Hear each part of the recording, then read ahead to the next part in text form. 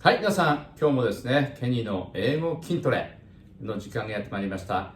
皆さんは英語力をですね、どのように伸ばしていらっしゃいますか？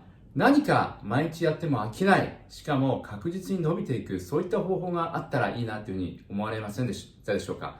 私のこのケニーの英語筋トレはですね、毎日やっても全然飽きない、むしろやればやるほど楽しくなっていく、英語の方法ですね。それからその進歩を実感できる、それからアウトプットすることによってですね、自分の表現力、それから自信がついてくる、この3つのことが達成できる方法を提案しております。それは何かと言いますとですね、時事英語ですね。時事英語を使ってその記事を一つ読んでですね、それを自分なりに消化してアウトプットしていく、こういう方法なんですね。それがケニーの英語筋トレです。今日もそれをデモしながら皆さんと一緒により効率の上がる英語の学習法ですね、追求していきたいと思います。で、今回ですね、この私の英語筋トレで扱うものは全て、その英語の記事なんですね。英語の記事です。最新の英語記事です。で、どういうニュースソースかと言いますと、ニューヨークタイムズですね、それからエコノミスト、ワシントンポスト、それからジャパンタイムズ、この4つの中の記事をですね、4つのその新聞の中の1つの記事を選んで、それを毎日やっていきたいと思ってるんですね。そうすることで飽きませんし、何よりも皆さんのこの世界に対する視野がですね、広がっていきます。これもまた楽しいんですよね。ということで内容に入っていきたいと思います。で、やり方なんですけれども、それはね、このテストという方法で、この、記事をですね、読んで、それから自分でアウトプットしていただきたいんですね。どういうことかと言いますと、この T がですね、まず読みますよね。読んだら、もうタイトルですね。タイトルを一言で言ってみてください。で、このタイトルってすごい重要ですね。なぜかというと、記事のエッセンスがその中に詰まってます。その後、読んだ内容をですね、エグゼクティブサマリーしていただきたいんですね。どういうことが書いてあったかということを大体1分以内ぐらいで自分の言葉で言ってみる。やり方は後で説明しますね。その後ですね、significance について発言していただきたいんです。significance という意味はですね、この記事の持つ重要性は何かということですね。なんでこの記事がこの時に出てきたのかというようなことをね、考えていただくということです。そして最後は自分の意見をね、この記事に対する意見を、オピニオンを言っていただきたいので、これで、TESO ですね、このフォーマットでやっていきたいと思います。もう一回ちょっと簡単に、説明しますね。まずタイトルを言ってみる。よろしいですか？その後ですね、エグゼクティブサマリーはクレックというフォーマットを使います。C というのはコンクルージョンですね。一言で言うとこの記事の結論は何ということを言っているのか、あるいはコンクルーシブアサーションですね。主張は何かということを言っています。その後ね、リーズンを言ってもらいたいんですね。で、このリーズンというのは一つの場合もありますけれども、複数の場合がありますよね。で、そのリーズンを言って、で、それぞれについて、具体的に説明していくと。で、もう一回この結論に戻ってくるという形ですね。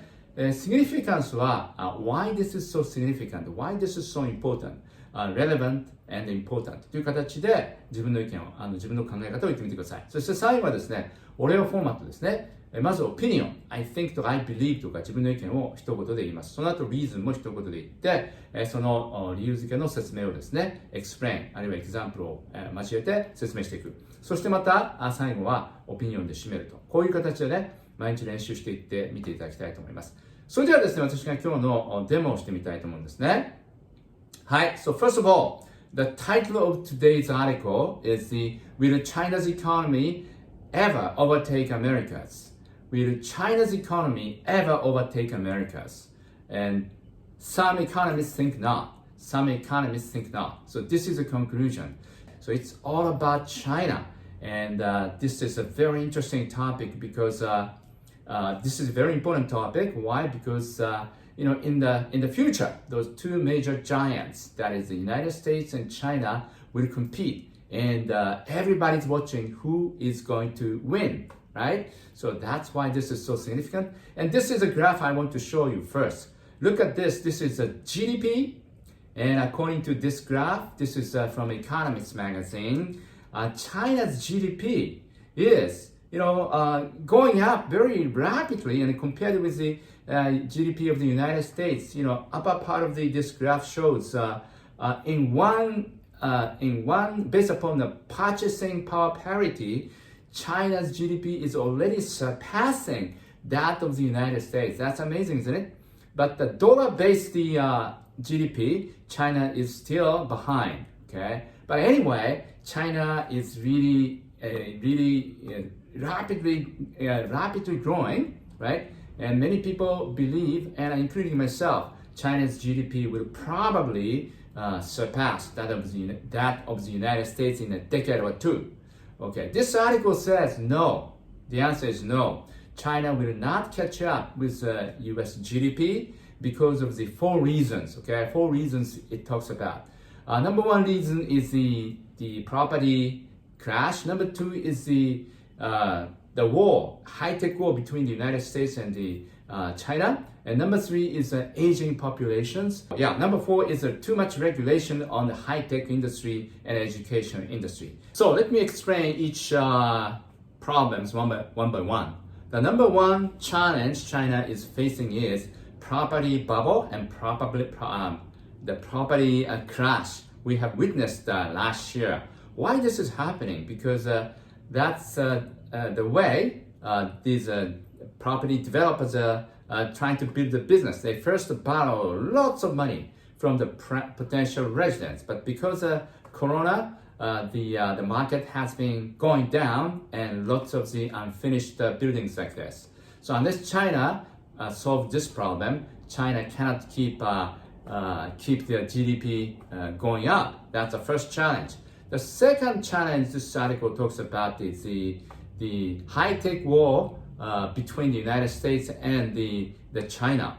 If they cannot really establish a collaborative relationships, China will not be able to surpass that of the United States. Why? Because in terms of the technology, U.S. is still has an upper hand, and the U.S. is investing so much money in developing next generation high technology.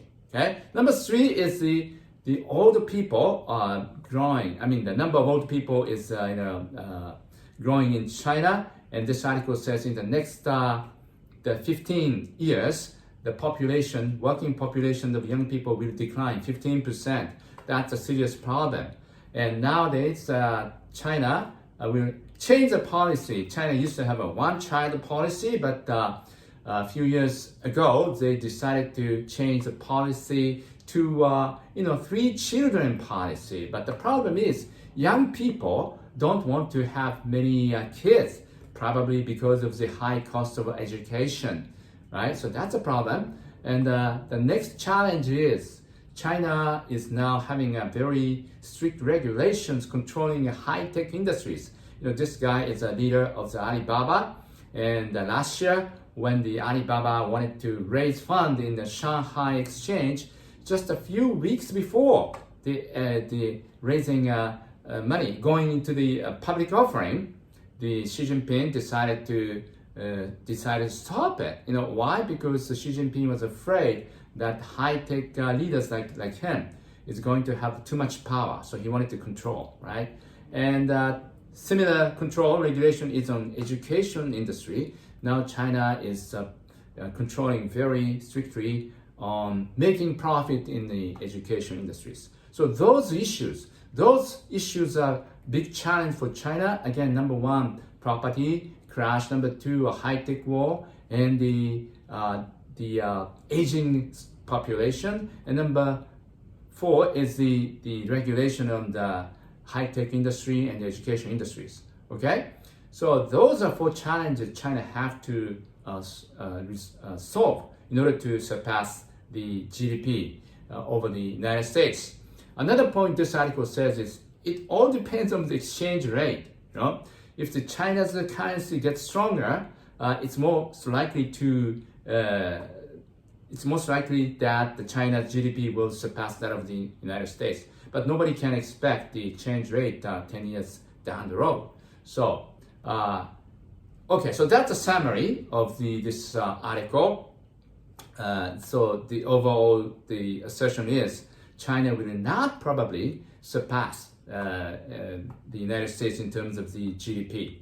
Okay, I'm going to talk about my opinion later. Okay, so let me move on to the significance of this article. I think this article is very, very important, very, very, very relevant. Why? Because as I said at the very beginning, those 2 nations are giants, which will really determine the destiny of our living of this earth, right? China and the United States, two major giants. Japan is still, but Japanese power will be, the falling, I guess.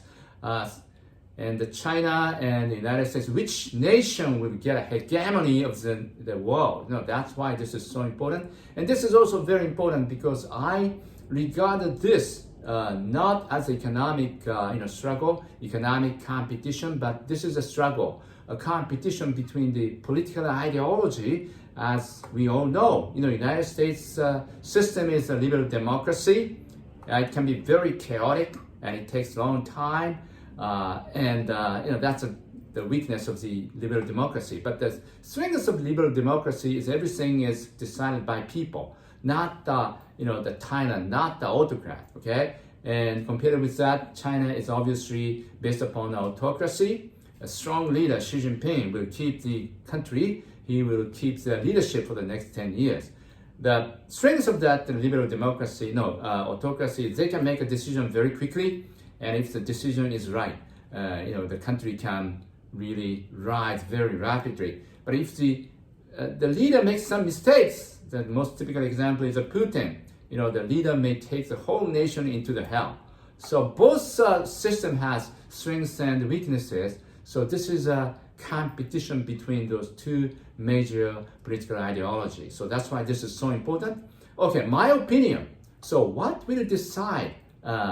What factors will decide winners and losers? I think, my opinion is how much dream people can have is a really most important, determining factors.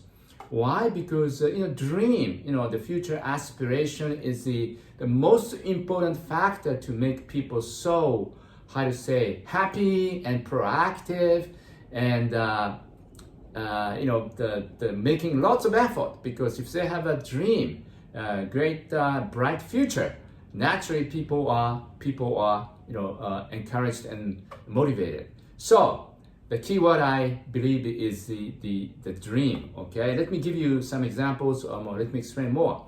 Have you heard this word? 中国梦. I speak Chinese. This means Chinese dream.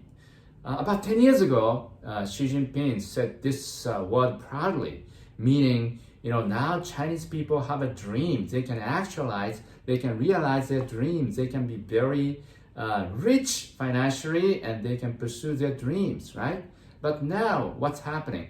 Xi Jinping is becoming more and more controlling, right? Trying to suppress people, and the people are a little bit disappointed, especially young people, and that's why they took to the street to demonstrate against the total control of the COVID situation. How about America? American dream still is intact. And that's why so many people from all over the world are coming to the US. Why? Because, you can freely speak, you can freely develop your company, and not too many regulations, not too many separations. So in terms of the dream, I still believe US has an upper hand. So unless China can activate that sense of dream among especially young Chinese people, I think the United States will keep the hegemony in the next decade or two. Who knows? But that's my conclusion. Thank you very much, everybody, for listening to my idea to the end. はい、ありがとうございました。こんな感じでですね、意見をまとめさせていただきました。この記事ですね、全部見たい方はこの URL が下に貼ってありますので、ぜひご覧になってください。はい、こんな感じで皆さん、タイトルですね、タイトルを言う、それからエグゼクティブサマリー、それからシグニフィカンスを語って、最後またオピニオンで自分のオピニオンで締める。このテストフォーマットをぜひ活用して、毎日の英語の筋トレとしてですね、英語の基礎力、どんどん作っていっていただきたいと思います。週2回か3回ぐらいのペースで私この記事をね、こういう形で皆さんにご紹介していきたいと思いますので、よろしければぜひ皆さんチャンネル登録していただきたいと思います。So see you soon! Bye!